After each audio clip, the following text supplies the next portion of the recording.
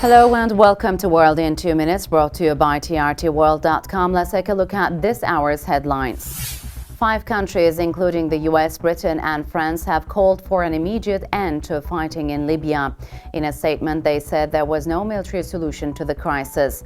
Dozens of people have recently been killed in the eastern city of Benghazi in fighting between rebels and government forces.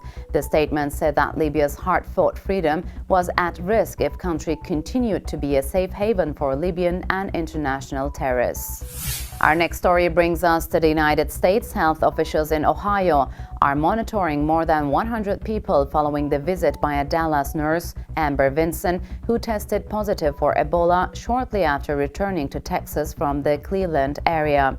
Officials said that none of those being monitored are sick. State officials previously said 16 people Vinson had contact with were being monitored as well. Our next story keeps us in the U.S. Police in upstate New York say 3 students were rushed to a hospital with non-life-threatening injuries after a chemical explosion at the University of Rochester. Officials say the explosion occurred in the basement of a building on campus while the graduate students worked in a chemistry lab. The police said a mixture of chemicals and acidic waste may have caused the blast. Our last story comes from Hong Kong, where a deepening sense of impasse has gripped the region as pro-democracy protests have entered their 4th week, with the government having limited options to end the crisis and demonstrators increasingly willing to confront police.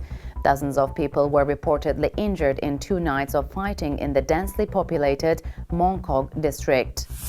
And that's it for this hour's edition of World in 2 Minutes. Goodbye.